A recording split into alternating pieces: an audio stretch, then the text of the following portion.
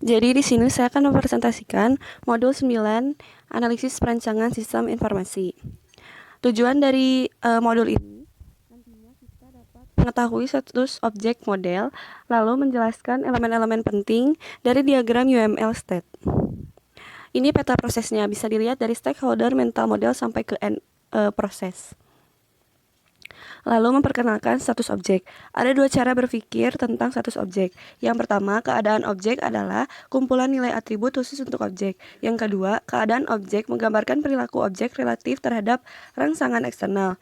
Nah, pada modul ini itu lebih mempertimbangkan definisi kedua daripada yang pertama. Mengidentifikasi elemen-elemen diagram mesin negara. Bisa dilihat diagramnya. Lalu transisi status. Transisi status mewakili perubahan status saat runtime. Bisa dilihat juga perbedaan yang ini dan yang tadi. Struktur internal node state. Entry, peristiwa menentukan tindakan saat masuk ke state. Exit, peristiwa menentukan tindakan saat keluar dari state. Do, peristiwa menentukan tindakan yang sedang berlanjut. Dan kita juga dapat menentukan peristiwa tertentu dengan tindakan yang sesuai. Diagram mesin HVAC state lengkap. Bisa dilihat dari cooling sampai ke heating. Membuat diagram mesin state untuk objek kompleks. Yang pertama, gambarkan kondisi awal dan akhir untuk objek. Yang kedua, gambarkan status install objek. Yang ketiga, tentukan urutan parsial dari kondisi stabil selama masa pakai objek. Yang keempat, tentukan peristiwa yang memicu transisi antara keadaan objek.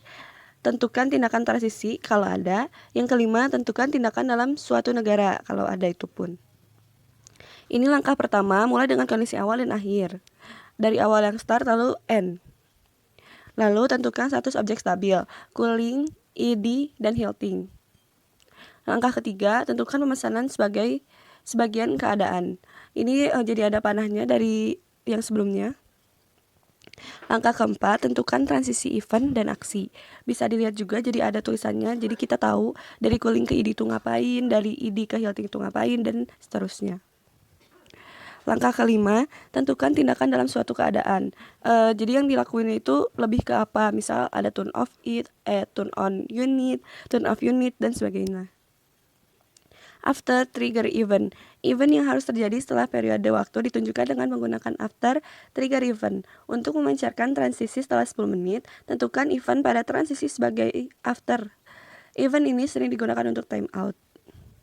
Transisi mandiri. Transisi mandiri adalah transisi keadaan dengan keadaan yang sama untuk sumber dan tujuan transisi. Bisa dilihat juga. Persimpangan dalam UML. Persimpangan dapat digunakan untuk menyederhanakan diagram dengan memecah transisi menjadi beberapa fragmen, sehingga mengurangi duplikasi peristiwa pemicu, penjaga, dan tindakan. Contoh berikut menunjukkan urutan transisi, urutan peristiwa, evaluasi penjaga, dan tindakan. Bisa dilihat juga contohnya.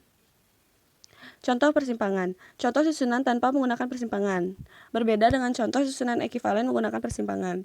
Bisa dilihat perbedaannya lumayan signifikan. Pilihan. Dalam UML, pilihan digunakan untuk menyederhanakan diagram dengan memecah transisi menjadi beberapa fragmen, sehingga mengurangi duplikasi peristiwa pemicu, penjaga, dan tindakan. Pilihan juga memungkinkan evaluasi dinamis dari penjaga setelah tindakan fragmen transisi sebelum dieksekusi. Contoh berikut menunjukkan urutan transisi negara, urutan peristiwa, evaluasi penjaga, dan tindakan. Bisa dilihat contohnya. Contoh pilihan, contoh susunan menggunakan persimpangan, dan contoh susunan ekivalen menggunakan pilihan. Bisa dilihat perbedaan yang menggunakan persimpangan dan pilihan. Jadi, ringkasan dari modul 9 ini, suatu objek mungkin memiliki status yang mendefinisikan perilaku unik untuk objek tersebut. Diagram mesin negara menyediakan mekanisme untuk memodelkan status dan transisi dari suatu objek. Sekian presentasi dari saya.